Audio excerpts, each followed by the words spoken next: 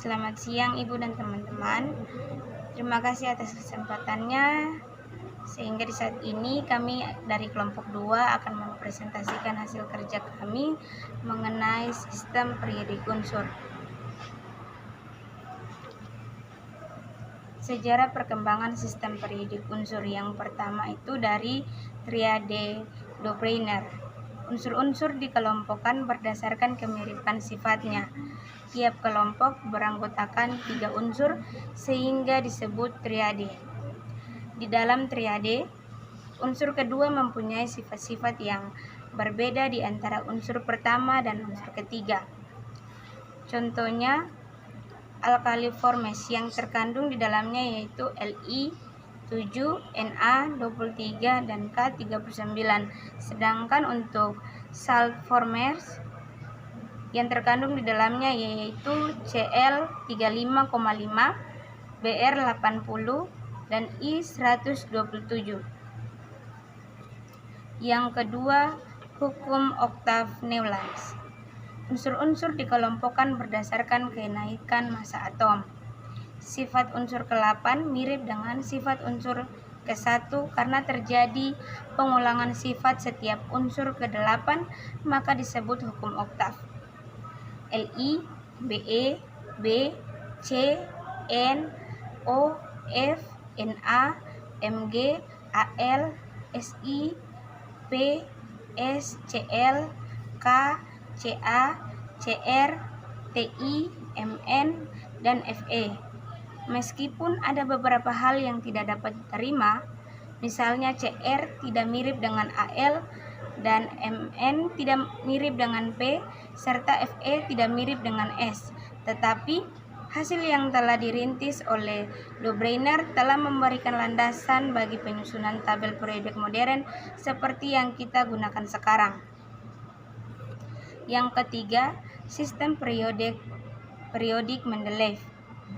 Ia mengelompokkan unsur-unsur berdasarkan kenaikan massa atom secara horizontal membentuk garis yang disebut periode.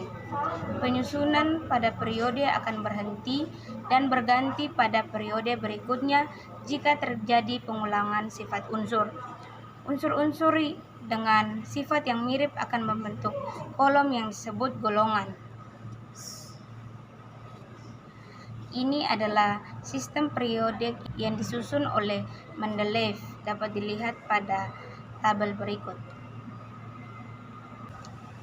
Dalam sistem periodik Mendeleev, kita bisa melihat beberapa keunggulan. Yang pertama, yaitu sifat kimia dan fisika unsur dalam suatu golongan berubah secara teratur. Yang kedua, sifat Li mirip dengan sifat Mg, sifat Be mirip dengan sifat Al, sifat D mirip dengan sifat Si. Kemiripan sifat ini dikenal sebagai hubungan diagonal. Yang ketiga, yaitu Mendeleev mampu meramalkan sifat unsur yang belum ditemukan yang akan mengisi tempat yang kosong dalam daftar. Keunggulan yang terakhir yaitu daftar ini tidak mengalami perubahan setelah ditemukan unsur-unsur gas mulia. 4. Sistem periodik modern. Dari kesimpulan Moseley kemudian menjadi rujukan dari definisi hukum periodik modern, yaitu sifat unsur-unsur merupakan fungsi berkala dari nomor atom dan sifat-sifat unsur tergantung pada konfigurasi elektron. Ada berbagai macam bentuk sistem periodik, tetapi yang akan dibicarakan di sini adalah sistem periodik bentuk panjang. Tabel sistem periodik ini disusun berdasarkan atas konfigurasi elektron dari atom unsur-unsur. Di sini kita bisa lihat pada gambar 2.1 yaitu mengenai bagan sistem periodik bentuk panjang. Kemudian penggolongan unsur dalam sistem periodik.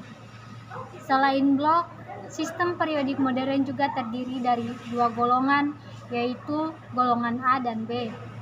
Dalam prakteknya, penggunaan 2 golongan ini membingungkan karena penerapannya yang tidak sama pada berbagai negara. Kemudian penandaan unsur-unsur golongan utama yang berada pada blok S dan P dengan angka Romawi 2, 2 sampai 8 itu sekarang masih digunakan, tetapi akan diganti dengan sistem yang direkomendasikan oleh UPEC, tabel sistem periodik hasil rekomendasi UPEC yang sekarang berlaku dan diakui semua negara. Ya, bisa dilihat pada gambar, ini merupakan gambar dari tabel sistem periodik hasil rekomendasi dari UPEC.